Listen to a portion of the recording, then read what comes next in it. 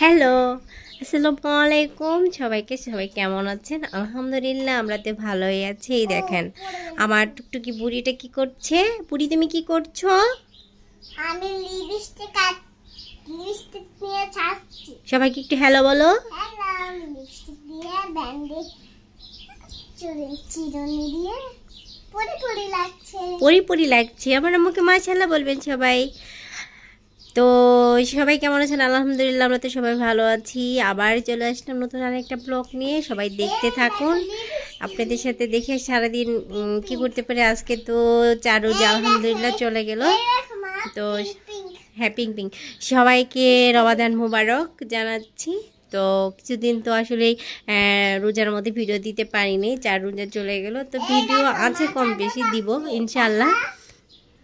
তো হলো আমার আম্মুটা তো এই তো খেলা করছে, আর আমি এখন বিছানা বেডশিটটা চেঞ্জ করব, কারণ আমার বাসায় আসবে মেহমান বলার জন্য না, আমার ভাই আসবে, সেটা বড় কথা না। বড় কথা আমার বেডশিটটা চেঞ্জ করতে হবে, কারণ হলো কেমন জানি আমার কাছে ভালো লাগতেছে না, তাই ভাবলাম যে বেডশিটটা চেঞ্জ করি। আর ওহি আজকে স্কুলে যায়নি, ওহি পাপার শরীরটা খুব বেশি ভালো না, এর জন্য যেতে পারে নাই। তো যে যেখান থেকেই দেখছেন সবাইকে আমার এবং আমার এই ছোট পরিবার থেকে আন্তরিক শুভেচ্ছা এবং অনেক অনেক ভালোবাসা জানিয়ে শুরু করছি নতুন আর একটা ব্লগ। তো চলুন শুরু করা যাক। পেরে ফেলছি আর এই তো সবটা উঠাই ফেলছি। এটা একটু ড্রয়িং রুমে নিয়ে যাবো। ড্রয়িং রুমে ব্রেডটা একটু বড় করে দিব। তো একটু উঠাই ফেললাম, এখন আমি আগে সব গুছিয়ে ফেলি। তো চল বিছানা একদম ক্লিন করে তারপর চলে আসি। ওকে, এই তো আমার বিছানা অলরেডি গোছানো হয়ে গেছে, ঠিক আছে, ফাইনাল লুক। তো আর এই তো চলো বাবা চলো, ওকে একদম গোসল করে দিয়ে নিই, ফ্রেশ কাপড় চোপড় বের করেছি, রেডি করে দিই। অনেক বেড়ে গেছে আজকে, আসলে রোজার দিনে না সময় অনেক তাড়াতাড়ি চলে যায় খুব। তো এই তো ওই দিক থেকে আমি সব কিছু ওদের মানে রেডি করে লাঞ্চ টাঞ্চ করতে দিয়েছি, ওই করে লাঞ্চ করতেছি। আর এদিকে আমি ভাবলাম যে ঠিক আছে, যেহেতু পরিষ্কার করতে হবে, করে তারপরে আমি একদম ওয়াশরুমে যাবো। আর এদিকে কাপড়গুলো সব উঠিয়ে রেখেছি। ওদের ওদের লাঞ্চ কিন্তু করতে দিইনি, মানে করতে দিব, দিয়ে তারপরে আমি মানে ওয়াশরুমে যাব। আর এইখানে যে একটা মেই পাতা ছিল টেবিলের, এখানে আমি একটু উঠাই ফেলছি। আর নুজাইফের জন্য তো ডাল রান্না করলাম, ওকে ডাল দিয়ে এসে আমি ভাতটা খেতে দিব। আর এদিকে আমি একটু আলু সিদ্ধ দিব, আপনার হলো নতুন আলু মাছ দিয়ে রান্না করার জন্য। তো আলুটা সিদ্ধ হতে থাকবে, এদিকে আমি একটু মুছে নিব, মানে সব কিছু ক্লিন করে একবারে যাব, বারবার আবার কবে করব জানি না। এই জায়গাটা ফ্লাওয়ারগুলো একটু ধোয়া দরকার ছিল, বাট এখন আমার টাইম নাই। যতটুকু পারে একটু শুধু ওয়াশ করে রেখে তারপরে চলে যাব।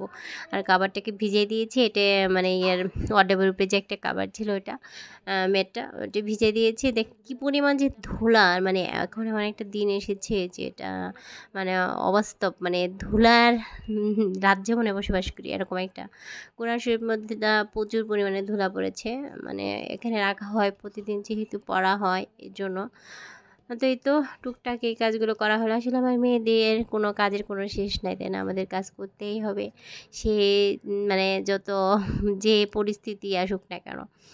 তো ঠিক আছে, দেখতে দেখতে কিন্তু আমি হলো ওদের লাঞ্চ টাঞ্চ করে চলে আসছি রান্নাঘরে একদম, কারণ ইফতারের সময় হয়ে যাবে, তার আগে তো চলে আসতে হবে। আমি ওই দিক থেকে গোসল টোসল করে ওয়াশ মানে নামাজ টামাজ সব পরে একদম ওদের ঘুম দিয়ে, মানে বলছি তোমরা শুয়ে পড়ো, ওরা শুয়ে আছে। আর এদিকে আমি রান্না করতে আসছি ইফতারিগুলো। আর ইফতারিতে আজকে হলো খিচুড়ি, ভুনা খিচুড়ি করবো, একটু গাজর টাজর দিয়ে হালকা করে একটু ভুনা খিচুড়ি। আর আলহামদুলিল্লাহ আমরা তো আসলে ভালোভাবেই দেখা যাচ্ছে খাওয়ার দাওয়া সব কিছুই পাচ্ছি। কত মানুষ হয়েছে যারা অনেক কিছুই খেতে পাচ্ছে না, এই রোজার দিন, তাই না?